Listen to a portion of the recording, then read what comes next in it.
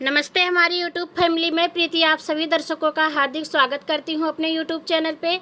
आज हम आप सभी के बीच लेकर के आ गए हैं बहुत ही दर्द भरा कजरी गीत है दोस्तों। कैसा लगेगा कमेंट करके ज़रूर बताइएगा। और एक पत्नी अपने पति से क्या कह रही है दोस्तों कि मेरे मरने के बाद आप दूसरी शादी मत कीजिएगा।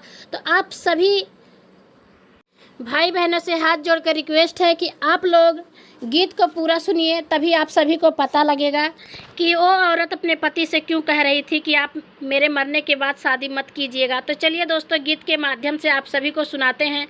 और दोस्तों, अगर आप लोग हमारे चैनल पे नए हैं तो सब्सक्राइब जरूर कर लीजिएगा हमारे वैष्णवी लोकगीत चैनल को और प्रीति लोकगीत चैनल को। तो चलिए सुनाते हैं आप सभी को। आखिरी समय में धन राजा के बोला, मैं राजा जी से मांगे बचनिया ना। आखिरी समय में धन राजा के बोला, मैं राजा जी से मांगे बचनिया ना। हमारे मारे से राजा दूसरी न लाया, ललना पे पड़ी है विपतिया ना। हमारे मारे पे राजा दूसरी न लाया, ललना पे पड़ी है विपतिया ना। हमारा काहे पे राजा ये कहू न माने, कैलिहिन दूसरे बियाहवा ना। हमारे काहे पे राजा ये कहू न माने, कैलिहिन दूसरे बियाहवा ना। अपना तो गए राजा अपनी नौकरिया, ललना के भेजई सकुलवा ना। अपना तो गए राजा अपनी नौकरिया, ललना के भेजई सकुलवा ना। पढ़े लिखी ललना जब घरवा के लौटे, हेरे लगय अपन महतरिया ना। पढ़ी लिखी ललना जब घरवा के लौटे, हेरे लगय अपन महतरिया ना। दुलरू ललनवा के खानवा ना देहि, भूखिया से तड़पे परनवा ना। दुलरू ललनवा के खानवा ना दी है, भूखिया से तड़पे परनवा ना। डरे के मारे ललना खानवा ना मांगे, जाई के खड़ा दुअरवा ना।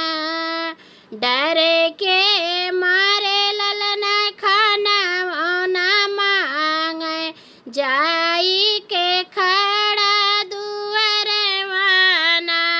भीतर से निकरी है मैं महतरिया, हाथावा में छुरिया कटरिया ना।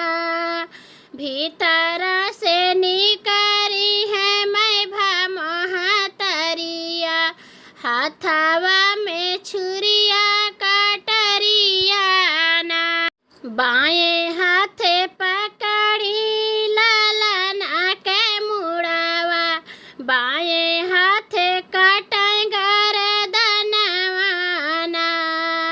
बाएं हाथे पकड़ी पापिन ललना के मुड़ावा, दाएं हाथे काटे गर्दनवा ना।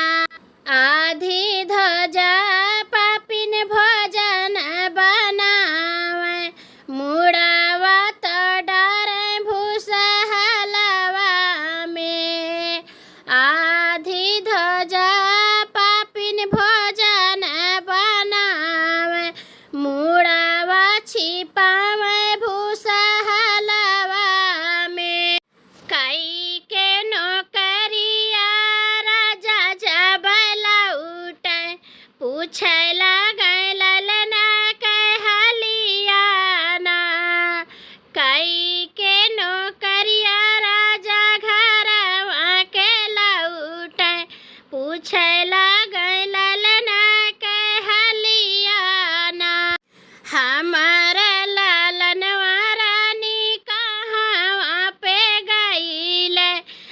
देखे खाती तड़प परनवाना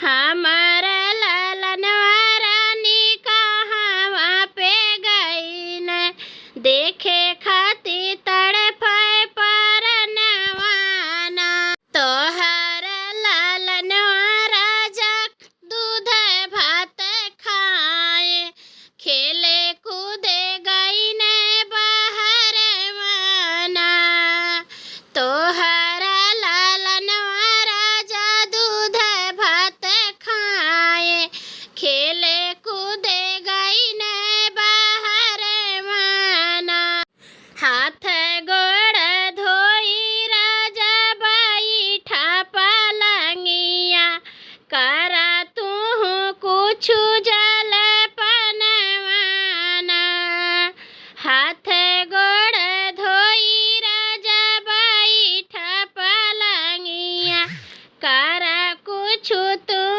जल पनवाना जल पन राजा कुछ करहु न पाए पीछावा से फुफकार नागिनियाना जल पन राजा कुछ करहु न पाए पीछावा से फुफकार नागिनियाना पलंग उतरी राजा नागिन के भागावे नागिन लुकानी भूसहलवाना पलंग उतरी राजा नागिन के भागावे नागिन लुकानी भूसहलवाना इधर के भूसावा उधर कर नागिन मिली गई ललना के मुड़वाना इधर के भूसावा उधर कर नागिन मिली गई ललना के मुड़वाना मुड़वा उठाई राजा करे जवा से लगाम अखिया से गिराया सुइयाना मुड़ावा उठाई राजा सीना से लगावे अखिया से गिराया सुइयाना कवन कसुर हमर बेटा कैल काहे के काट्यू गरदनवाना कवन कसुर हमर बेटा कैल काहे के काट्यू गरदनवाना तोहर तो राजा रोजा का पिया चोरावे हमरे लागे आवे और हनवाना तोहरा त बेटा रोज का पिया चोरावे हमरे लागे आवे और हनवाना तोहरो ही काटब पापिन हम गरदनिया तोहरो बनैब भोजनियाना तोहरो तो काटब पापिन हम गरदनिया तोहरो बनैब भोजनियाना टोला पड़ोसी चाहे पापी हमें बोलाई है चाहे होई है हमें जेल खानवाना टोला पड़ोसी भले पापी हमें बोलाई है भले होई हम जेल खानवाना आखिरी समय पे धन राजा के बोला मैं राजा जी से मांगे बचनियाना आखिरी समय में धन राजा के बोला मैं राजा जी से मांगे बचनियाना। तो दोस्तों हमारा गीत आप सभी को कैसा लगा कमेंट करके ज़रूर बताइए। आप सभी के कमेंट का बेसब्री से इंतज़ार रहेगा मुझे। प्लीज़ दोस्तों आप लोग कमेंट करके ज़रूर बताइएगा।